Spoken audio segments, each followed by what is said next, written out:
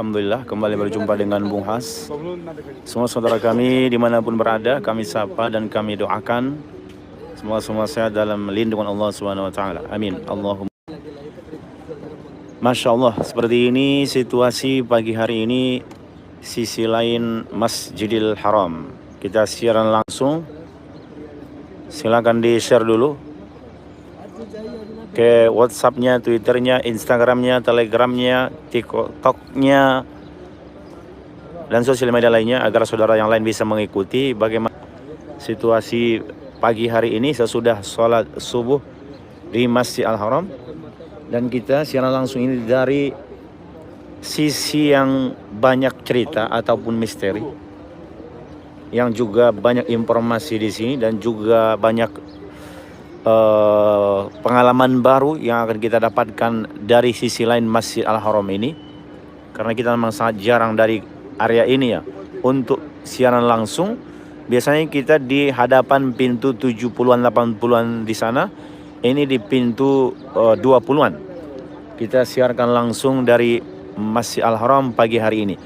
Dan saya ini sekarang sebenarnya berdiri di atas toilet yang ada di samping Bukit Marwah ini. Sehingga nanti kalau Anda mencari toilet, Anda berada di posisi Bukit Safa dan Marwah. Ini kita view ya. Di sanalah Bukit Safanya. Makanya bagian ini, sudut ini akan terlihat lurus. Kemudian Marwahnya di sebelah kanan ini sesudah dari toilet. Seperti yang terlihat di sana itu Bukit Marwah. Ini semuanya adalah toilet ini. Jadi di bawah saya ini sebenarnya adalah toilet terbesar yang ada di samping Masjidil Haram. Jika Anda nanti posisinya di Bukit Safa Marwah, maka Anda keluar dari pintu nomor 25 ya. Anda keluar dari pintu nomor 25 dari Bukit Marwahnya, di sana ada pintu keluar ke arah kanan ini, maka Anda akan menemukan toilet di sini. Misteri yang terjadi ataupun cerita yang terjadi, kalau kita baca buku-buku sejarah atau juga cerita-cerita yang terus turun-temurun yang kita dengarkan, dahulu di sini merupakan rumahnya Abu Jahal. Jadi kalau Anda nanti datang ke Masjidil Haram ingin balas dendam ke Abu Jahal, silakan menuju ke toilet yang ada di sini ya. Yang ada di bawah posisi saya yang sekarang berdiri ini. Atau di hadapan pagar-pagar hitam ini, yang di situ ada lantai putih. Nah di hadapannya itu toilet besar ini untuk laki-laki dan wanita juga ada.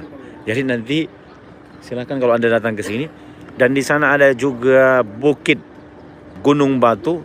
Di belakang keren-keren itu yang ke atas sana terlihat. Sebenarnya gunungnya dulu sangat tinggi, tapi mulai dikikis istilahnya, mulai dihancurkan seiring dengan perluasan Masjid Al-Haram.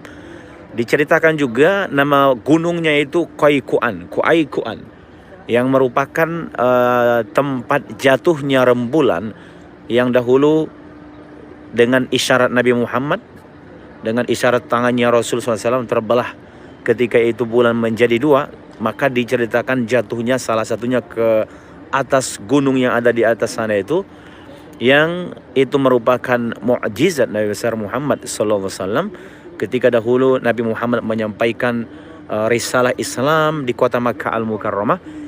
Hari itu menjadi tantangan bagi Rasul di saat kaum Quraisy bertanya ingin membuktikan kenabian beliau.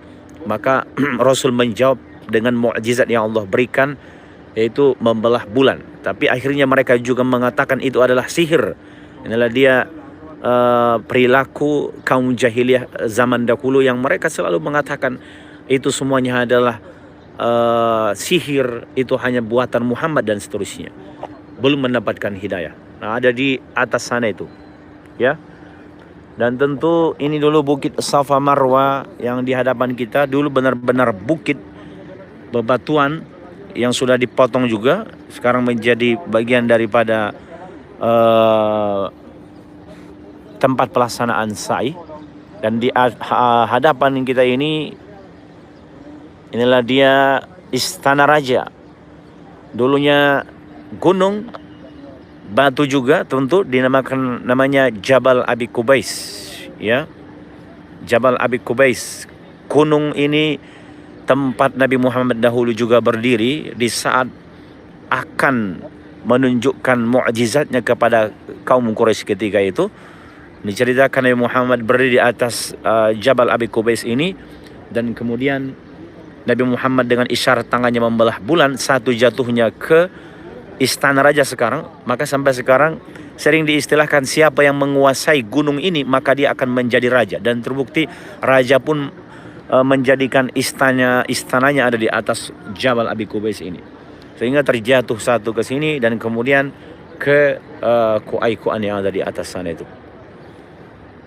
Dan cerita lain juga menyebutkan, kalaupun nanti ada riwayat yang mungkin berbeda, rujukan yang berbeda, ada cerita mengatakan juga di atas Jabal Abi Kubais ini dahulu Nabi Ibrahim memanggil manusia untuk datang melaksanakan ibadah haji.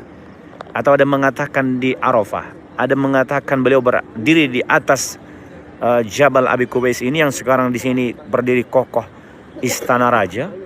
Dan dia mengatakan ketika itu, ayuhan nas, wahai manusia, innallaha qad bana baitan al-ardi fahajju. Sesungguhnya Allah sudah memposisikan di atas muka bumi ini rumahnya sebagai tempat ibadah. Marilah, datanglah kalian melaksanakan ibadah haji. Seruan itu tentunya sudah ribuan tahun yang lalu. Maka siapa yang mendengar ketika itu, dialah yang datang ke Makkah ataupun Madinah dalam perjalanan umrah ataupun hajinya. Masya Allah. Jadi banyak cerita yang terjadi di kawasan ini. Kalau kita sudah berdiri di atas ini menyaksikan bagaimana bukti sejarah saksi bisu kota Makkah Al-Mukarramah memang menjadi satu peradaban manusia yang sudah lama di sini. Karena itu Makkah Al-Mukarramah ini dinamakan Ummul Qura, induk negeri-negeri yang lain, sebab dari sini terlahir peradaban-peradaban manusia yang tersebar ke seluruh penjuru dunia tentunya. Dan di sana itu ada terowongan, 4 terowongan di sana. Saudara perhatikan, 1, 2, 3, dan 4. Ini terowongan juga mempunyai 1001 cerita istilahnya, terutama bagi para jemaah-jemaah haji ketika nanti musim haji. Di sana di terminal sana itu disebut namanya terminal Bab Ali, dan masih terlihat juga bis-bis di sana itu. Bisa kelihatan mungkin ada yang merah, biru, dan seterusnya, yang hitam. Itu yang akan membawa para jemaah dari Masjid Al-Haram ini menuju ke Mahbas Jin. Di belakang pegunungan ini pegunungan Ali, yang dahulu di lokasi ini juga sempat itu keluarga Nabi Muhammad SAW di blokade oleh orang-orang kaum Quraisy ketika itu. Di saat mereka melihat bagaimana dakwah Nabi Muhammad SAW. Jadi para jemaah-jemaah yang tinggal di Mahbas Jin biasanya akan naik bis itu. Naik bis melewati terowongan yang sangat panjang itu karena gunungnya ini panjang dan tinggi sampai ke belakang. Kemudian mereka akan dibawa menuju ke Masjidil Haram. Atau sebaliknya, sesudah pulang dari pelaksanaan sholat akan dibawa menuju melalui terowongan itu. Seterusnya ke kawasan Mahbas Jin, atau misalnya ke kawasan Shisha dan Janubiyah ataupun Shimaliyah, bisa melewati terowongan ini ya. Bagi Anda mungkin yang sudah pernah haji, silahkan komen cerita apa yang Anda ingat di terowongan ataupun di terminal Bab Ali yang sudah terlihat di sana. Bisnya sudah mulai berjalan itu, kan membawa para jemaah-jemaah umrah sekarang tentunya. Dan di atas sana itu gunung yang terhubung ke Shib Amir namanya. Pegunungan ini terbelah menjadi 2 nanti, ke Shib Alinya dan juga Shib Amirnya di sana itu. Yang ini juga menyimpan cerita, sangat banyak peristiwa yang terjadi di sini. Bagaimana dahulu tentunya ini diceritakan menjadi tempat lahirnya Rasul Sallallahu Alaihi Wasallam. Dan bangunan kuning yang 2 lantai terlihat di hadapan kita itu diperkirakan dahulu rumah tempat lahirnya Rasul Sallallahu Alaihi Wasallam pada hari Senin. Tentunya 12 Rabiul Awal. Ini cerita yang lebih masyhur juga, disebutkan dalam kitab Ar-Rahiqul Makhtum. Sofiur Rahman Al-Mubarakfuri menyebutkan cerita yang lebih kuat bagaimana Nabi Muhammad dilahirkan pada hari Senin 12 Rabiul Awal 571 Masehi tentunya, dan sering diistilahkan ketika itu Amul Fil, tahun gajah, karena beberapa hari sebelum lahirnya Nabi Muhammad SAW di tempat ini, maka pasukan bergajah datang dari Yaman yang dipimpin oleh Abraha ingin menghancurkan Ka'bah yang ada di sini, tapi terlebih dahulu Allah hancurkan mereka dengan burung ababil.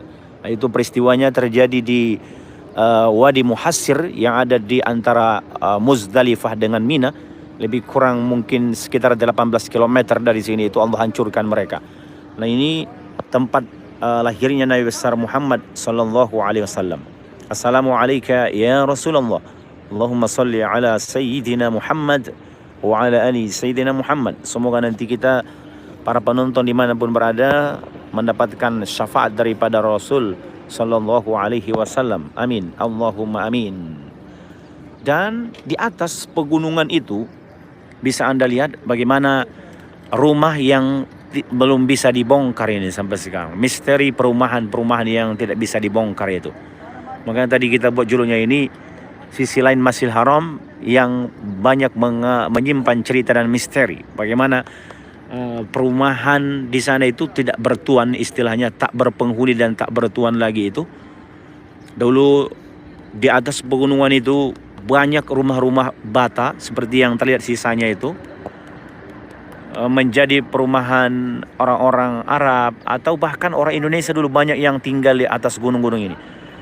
Kenapa dulu banyak orang kita yang tinggal di atas pegunungan? Agar bertetangga dengan Masjid Al-Haram ini tentunya itu. Jadi tinggal jalan kaki turun. Ada tangga-tangganya biasanya itu naik ke atas ya. Jalan-jalan tangga, kita tinggal turun naik menuju ke Masjid Al-Haram. Dan kelihatan di atas sana itu juga masih seperti ada pepohonan. Beberapa pohon kita perhatikan itu yang tumbuh walaupun di atas jabal ataupun gunung bukit bebatuan. Ketika rumah tempat lahir Rasul berada di sini, maka matahari nanti akan memancar dari atas rumah tempat lahir Rasul. Nanti matahari akan datang dari sana itu biasanya. Ya, makanya diceritakan oleh para pakar sejarah juga keistimewaan rumah Nabi Muhammad ini di saat matahari yang menyinari siang hari akan terbit di atas rumah Rasul ini. Dari atas gunung itu nanti akan mulai terlihat. Dan di saat malam hari, seperti yang pernah kita review pada malam hari, rembulan itu bersinar yang menyinari malam, menyinari kegelapan malam itu akan terlihat juga di atas rumah tempat lahir Rasul SAW ini. Di atas sana biasanya itu. Nah, sekarang rembulannya karena masih setengah itu terlihat ya, itu rembulannya itu. Jadi seolah dua sinar yang menyinari kehidupan manusia. Pada malam hari ada rembulan, ada bintang gemerlap bintang. Kemudian pada siang hari memancar cahaya matahari. Itu seolah berada di bawah rumah Nabi besar Muhammad, tempat lahirnya Rasul sallallahu alaihi wasallam. Allahumma salli ala sayyidina Muhammad wa ala ali sayyidina Muhammad. Itu yang bisa kita lihat bagaimana di hadapan Masjid Al-Haram, sisi lain daripada Masjid Al-Haram ini tentunya. Dan sekarang yang terbaru saudara, jika nanti Anda ingin mengambil air zam-zam sepuasnya, Anda itu masuk ke sana itu. Tuh kelihatan ada jemaah yang nenteng dirijennya itu ya. Sorry ini agak buram karena kita zoom. Nah itu ada jemaah yang melangkah membawa dirijen dia itu.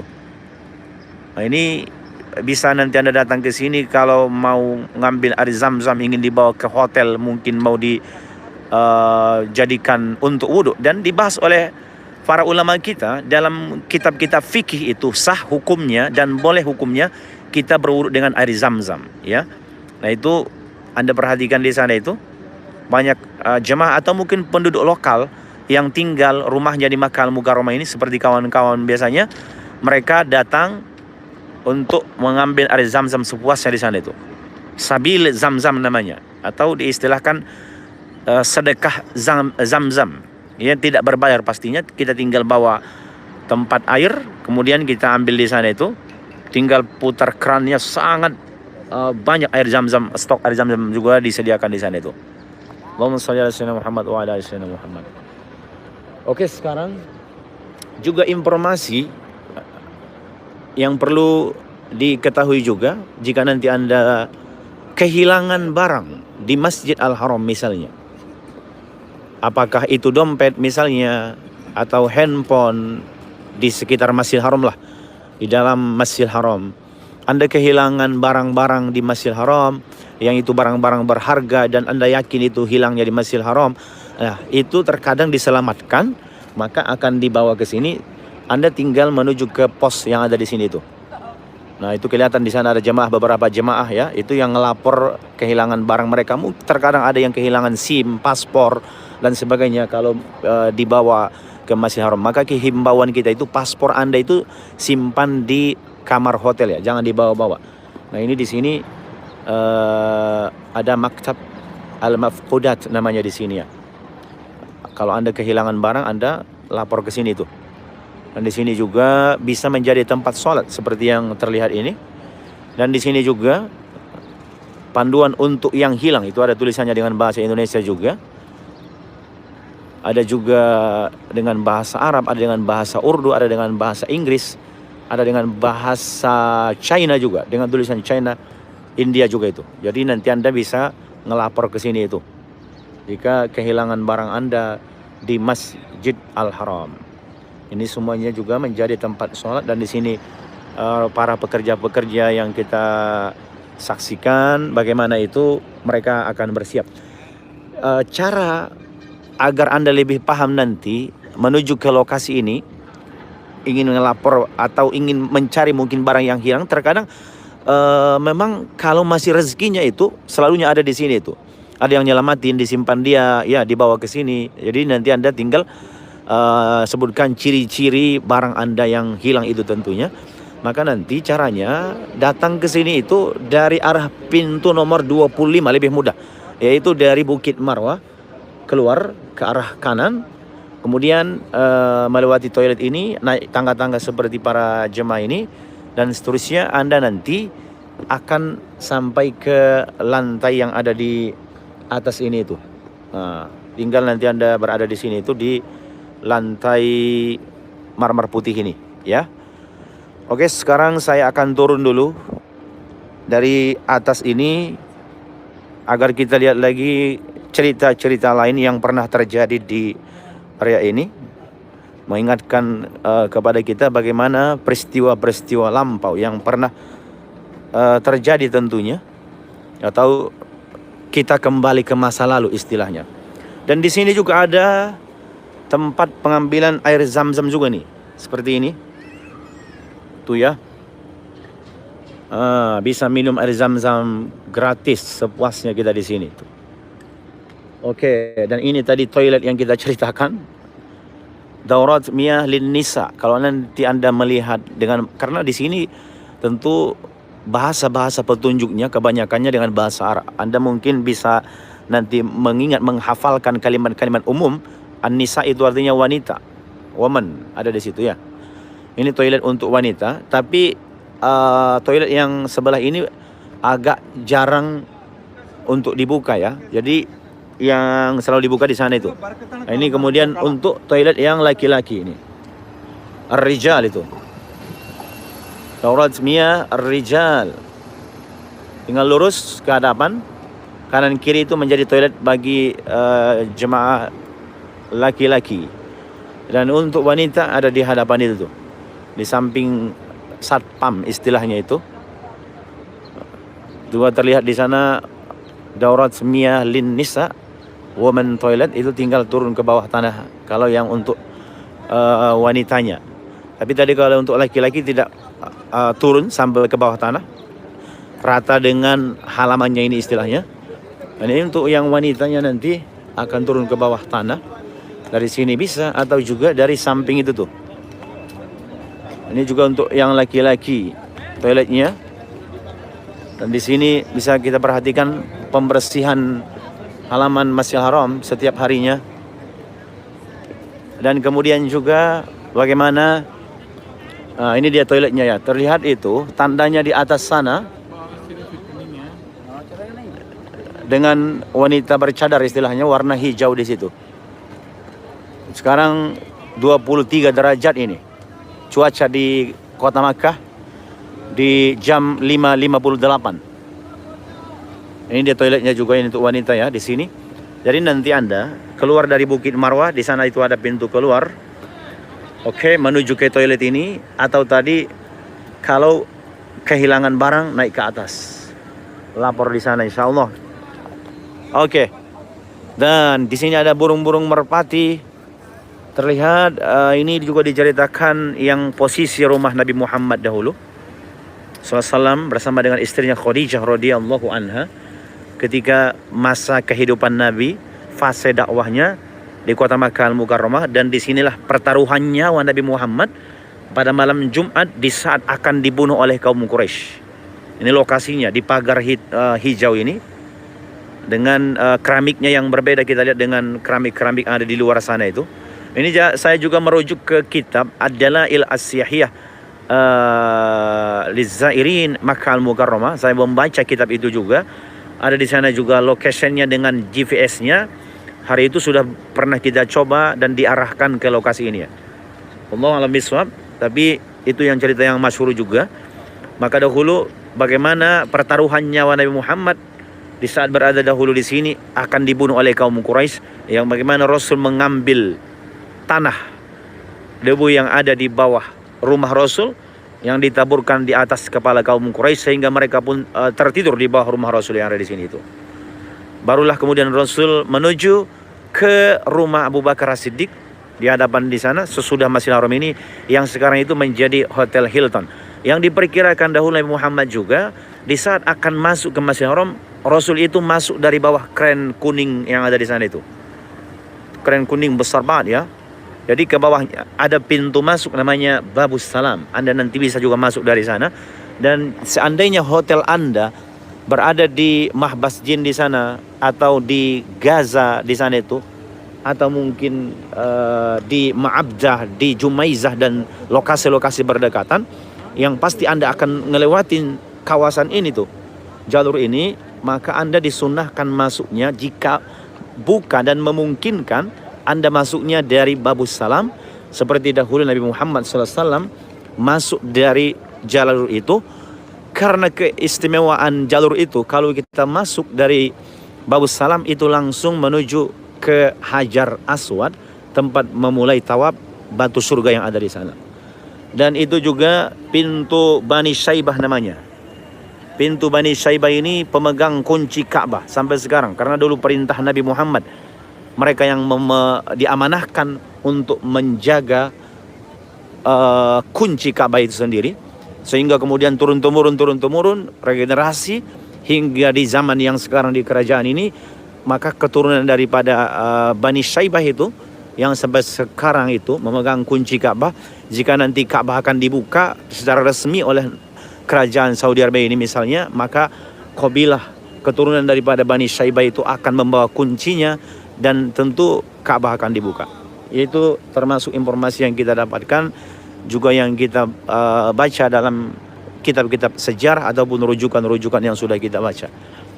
Oke, sekarang saya membawa saudara semua sambil berjalan melewati Masjidil Haram. Ini yang saya ceritakan tadi, ada namanya Babus Salam, dan di sini sudah ada petunjuk tuh. Ila Babis Salam, tu As-Salam Gate ya. Sini ada petunjuknya itu. As-Salam Gate. Ini juga ibu-ibu langsung melihat As-Salam Gate. Oke. Where are you from? Uzbekistan. Hah? Kyrgyzstan. Uzbekistan. Masya Allah. Pas kita tunjukin Babus Salam, mereka langsung mengambil foto itu. Ha? Karena mereka mungkin mendengar ada Babus Salam, jadi langsung langsung dipoto sama emak-emak kita dari Uzbekistan ini. Rahmat. Sabale. Masya Allah. Alhamdulillah. Dari Uzbekistan, Imam Bukhari dari sana itu. Al-Bukhari. Ha? Imam Bukhari. Where? Ha? Tirmizi dan Bukhari. Hadis riwayat Tirmizi dan Bukhari. Kita Serang ketika kita belajar dahulu ada hadis riwayat Imam Bukhari itu dari negara mak-mak kita ini. Ada riwayat Imam Tirmizi juga dari Uzbekistan. Masya Allah. Masya Allah, alhamdulillah. Indonesia. Naam. Salam salam Indonesia. Indonesia. Assalamualaikum. Waalaikumsalam. Salam to Indonesia. Oke. Rahmat. Oke. Iya, rahmat itu maksudnya terima kasih kalau bahasa kita. Assalamualaikum. Kya hal hai? ठीक है? Oke. Oke. Jadi kita sekarang akan menyusuri halaman-halamannya ini lagi.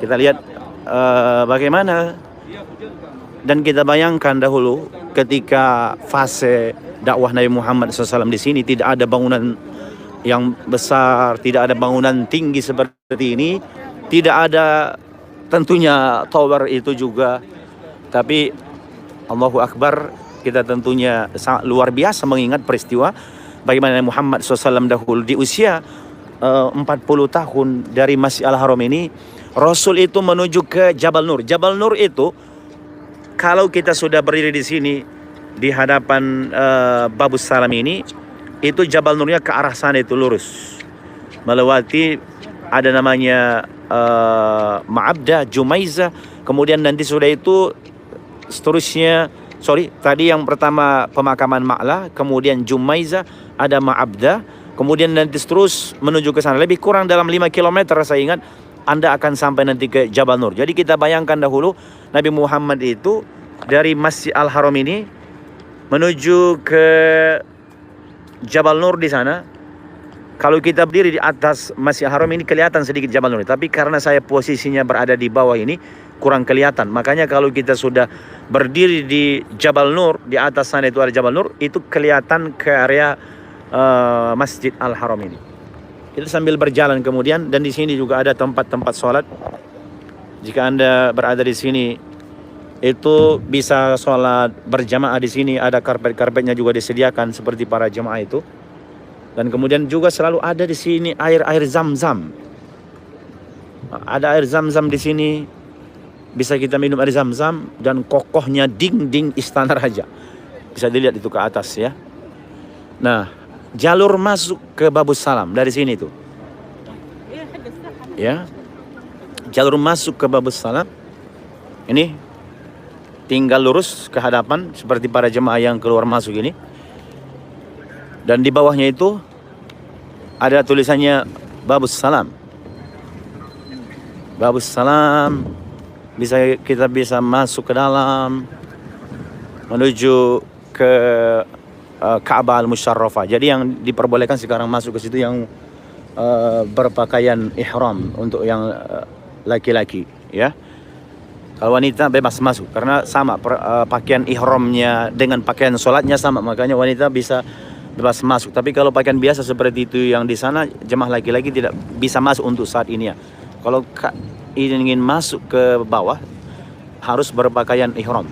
Itu kerennya tadi tanda yang kita lihat dari jauh. Dan dulu disinilah lokasi yang diperkirakan Rasul di awal dakwah di Makkah ini menyampaikan dakwah secara sembunyi-sembunyi itu. Ada laki-laki petugas yang masuk ke dalam sana itu. Namanya itu sekarang disebut namanya Pintu Al-Arqam karena dahulu dakwah Nabi Muhammad itu di rumah Al-Arqam ibnu Al-Arqam. Rasul dahulu berdakwah di sana itu. Secara sembunyi-sembunyi awal dakwah Nabi besar Muhammad sallallahu alaihi wasallam. Oke, sekarang kita terus berjalan karena saya tidak berpakaian ihram jadi tidak bisa masuk dari Babus Salamnya. Masih dijaga tentara sampai sekarang itu. Kita sambil jalan saja melewati halaman Masjid Al-Haram ini. Di atas kita ini juga terlihat ada jembatan. Kalau nanti Anda ingin menuju ke lantai 2 misalnya, Anda datang dari kawasan Mahbas Jin atau Jumaizah Ma'abda Al-Hujun di sana, Anda bisa naik ke atas jembatan ini tuh. Masya Allah. Ini dia ya. Naik ke atas dan menuju ke Bukit Safa yang di atas, tempat saya yang di atas, atau juga ke atap Masjid Al-Haram. Tapi harus naik eskalator lagi ke atas ya. Dan ini hanya ke lantai 2-nya itu. Dan ini terlihat ada di sini lift juga. Kalau misalnya Anda ingin menuju ke lantai atas naik dengan kursi roda, ada liftnya di sini disediakan itu. 1, 2, 3 lift. Ini juga tadi ada petunjuk ila matab wa mas'a ad-daur al-awwal, di situ petunjuknya ya. Menuju ke lantai 1 tempat taub atau juga tempat sa'i lantai 1 maksud dia.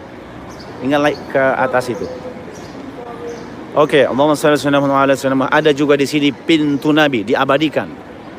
Bawa batun Nabi. Pernah kita review juga ini di Instagram, yaitu nomor 14-nya ini, pintu Nabi Muhammad SAW.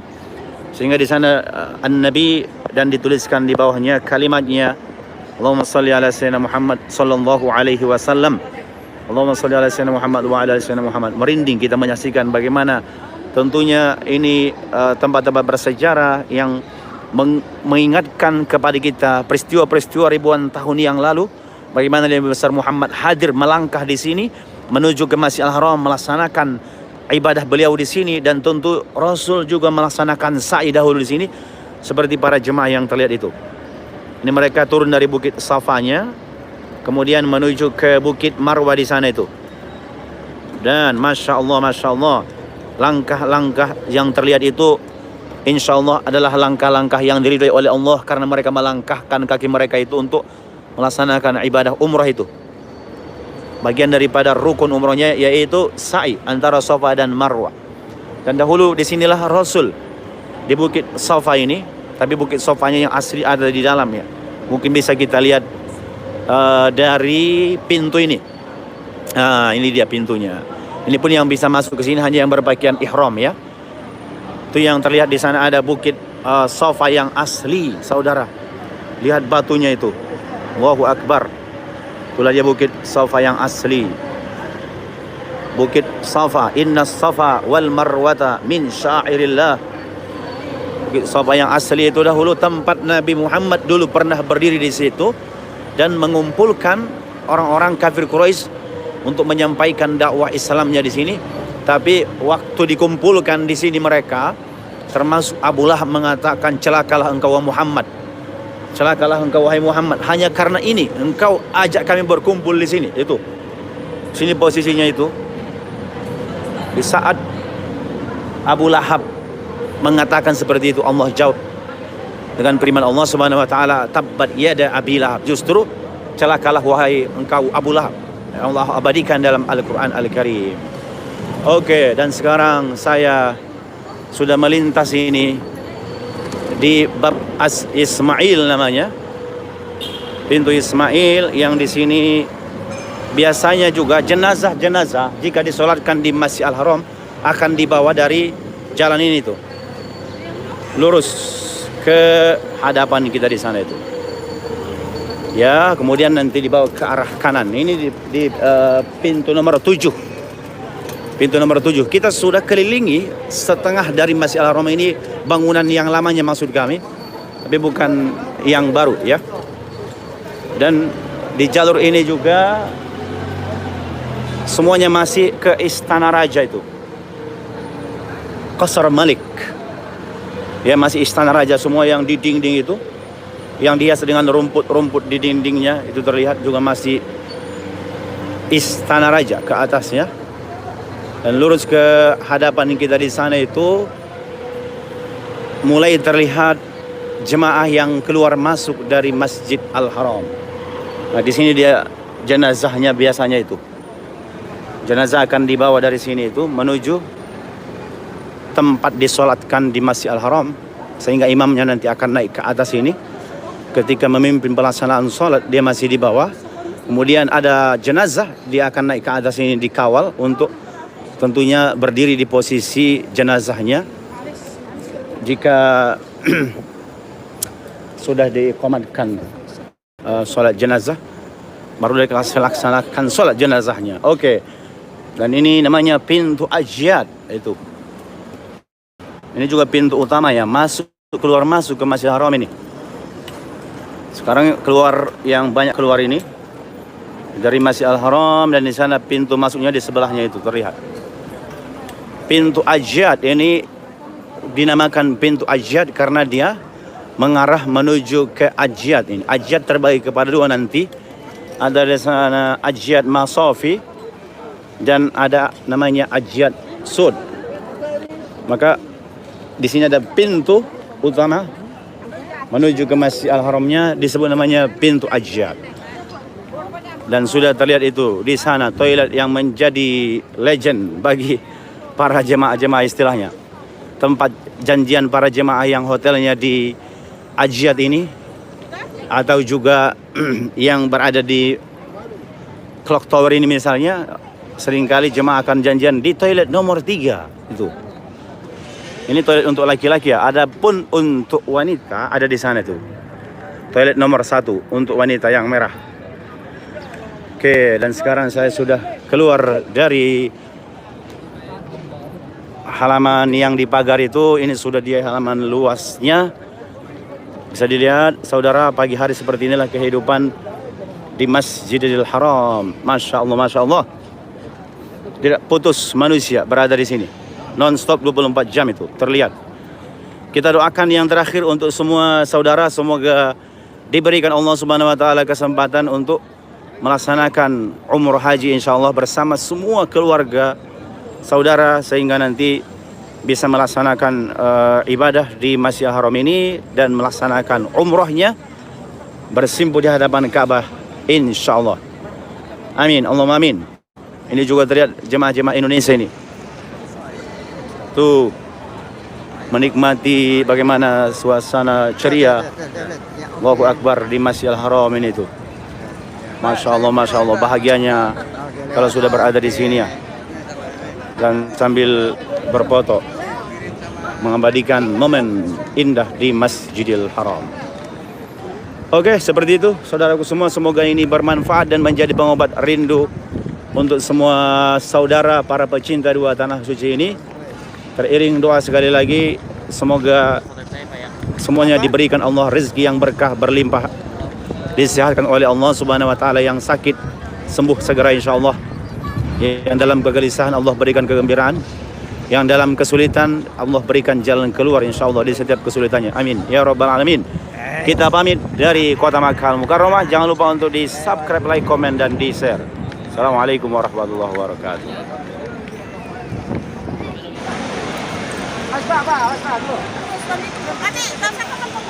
Udah cepat. Nah, coba tuh. Masuk grup.